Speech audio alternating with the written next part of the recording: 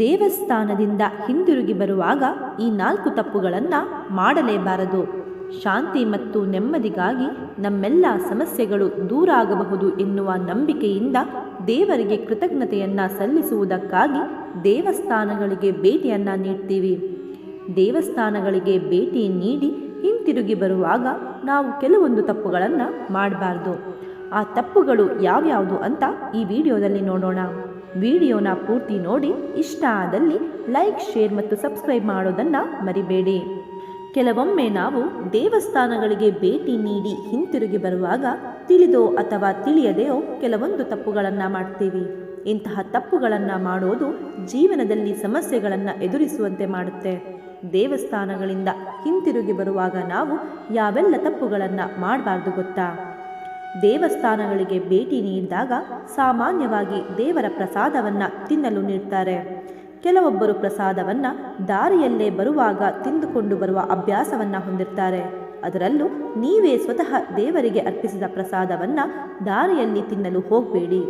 ದೇವಸ್ಥಾನದಲ್ಲಿ ನೀಡಿದ ಪ್ರಸಾದವನ್ನು ಮನೆಗೆ ತಂದು ಕುಟುಂಬದ ಸದಸ್ಯರೊಂದಿಗೆ ಕುಳಿತು ಹಂಚಿಕೊಂಡು ತಿನ್ನಬೇಕು. ದಾರಿಯಲ್ಲಿ ಹೋಗುವಾಗ ಬರುವಾಗ ದೇವರ ಪ್ರಸಾದವನ್ನು ತಿನ್ನುವುದರಿಂದ ನೀವು ಮಾಡಿದ ಪೂಜೆಯು ನಿಮಗೆ ಯಾವುದೇ ಫಲವನ್ನು ನೀಡುವುದಿಲ್ಲ. ದೇವಸ್ಥಾನದಲ್ಲಿ ದೇವರಿಗೆ ನೀರು, ಹಾಲು ಅಥವಾ ಜೇನುತುಪ್ಪದಿಂದ ಅಭಿಷೇಕವನ್ನು ಮಾಡ್ತಾರೆ. ದೇವರಿಗೆ ಅಭಿಷೇಕ ಮಾಡಿದ ನಂತರ ಖಾಲಿ ಪಾತ್ರೆಗಳನ್ನು ಮನೆಗೆ ಹಿಂತಿರುಗಿ ತೆಗೆದುಕೊಂಡು ಹೋಗಬಾರದು.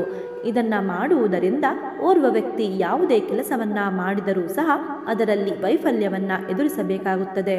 ಒಂದು ವೇಳೆ ನೀವು ಆ ಪಾತ್ರೆಯನ್ನು ಮನೆಗೆ ತೆಗೆದುಕೊಂಡು ಹೋಗಬೇಕೆಂದುಕೊಂಡರೆ ಪಾತ್ರೆಯಲ್ಲಿ ನೀರು ಅಥವಾ ಹೂವುಗಳನ್ನು ಹಾಕಿಕೊಂಡು ಮನೆಗೆ ಪಾತ್ರೆಯನ್ನು ತೆಗೆದುಕೊಂಡು ಹೋಗಬಹುದು. ದೇವರ ಪೂಜೆಯನ್ನು ಮಾಡುವಾಗ ದೀಪ ಬೆಳಗುವುದು ಸಂಪ್ರದಾಯ. ಈ ದೀಪವನ್ನು ನೀವು ಬೆಳಗುವಾಗ ಒಂದು ದೀಪದಿಂದ ಇನ್ನೊಂದು ದೀಪವನ್ನು ಹಚ್ಚಲು ಹೋಗಬೇಡಿ. ದೇವರಿಗೆ ಹಚ್ಚಿದ ಒಂದು ದೀಪದಿಂದ ಇನ್ನೊಂದು ದೀಪವನ್ನು ಹಚ್ಚಬಾರದು.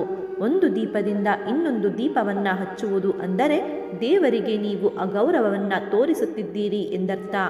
ಒಂದು ದೀಪಕ್ಕಿಂತ ಹೆಚ್ಚಿನ ದೀಪಗಳನ್ನು ಬೆಳಗುವುದಾದರೆ ಎಲ್ಲವನ್ನ ಪ್ರತ್ಯೇಕವಾಗಿ ಬೆಳಗಿಸಬೇಕು ಅನ್ನೋದನ್ನು ಗಮನದಲ್ಲಿಟ್ಟುಕೊಳ್ಳಿ. ನೀವು ದೇವರ ಪೂಜೆಯನ್ನು ಮಾಡುವ ಸಮಯದಲ್ಲಿ ಕೈಯಲ್ಲಿರುವ ದೇವರ ದೀಪ, ಅರಿಶಿನ ಕುಂಕುಮದ ಬಟ್ಟಲು ಅಥವಾ ಇನ್ನಾವುದೇ ಪೂಜೆ ಸಾಮಗ್ರಿಯನ್ನು ಪೂಜೆ ಮಾಡುವ ಸ್ಥಳದಲ್ಲಿ ಅಥವಾ ಪೂಜೆಯ ಸಮಯದಲ್ಲಿ ಶುದ್ಧ ಮಾಡಲು ಹೋಗಬಾರದು. ಪೂಜೆ ಪೂರ್ಣಗೊಂಡ ನಂತರ ಅಥವಾ ಪೂಜೆಯನ್ನು ಮಾಡುವ ಮೊದಲು ಪೂಜೆಗೆ ಬಳಸುವ ಎಲ್ಲ ಸಾಮಗ್ರಿಗಳನ್ನು ತೊಳೆದು ಶುದ್ಧಗೊಳಿಸಬೇಕು. ಪೂಜೆ ಮಾಡುತ್ತಿರುವಾಗ ಈ ತಪ್ಪನ್ನು ಮಾಡಬಾರದು. ದೇವಸ್ಥಾನದಿಂದ ನೀವು ಹಿಂತಿರುಗಿ ಬರುವಾಗ ಈ ಎಲ್ಲ ತಪ್ಪುಗಳನ್ನು ನೀವು ಮಾಡಬಾರದು. ಈ ತಪ್ಪುಗಳನ್ನು ನೀವು ಮಾಡುವುದರಿಂದ ಪೂಜೆಯ ಅಶುಭ ಫಲವನ್ನು ಪಡೆದುಕೊಳ್ಳುತ್ತೀರಿ ಹಾಗೂ ಪೂಜೆ ಮಾಡಿಯೂ ಸಹ ವ್ಯರ್ಥವಾಗುತ್ತದೆ.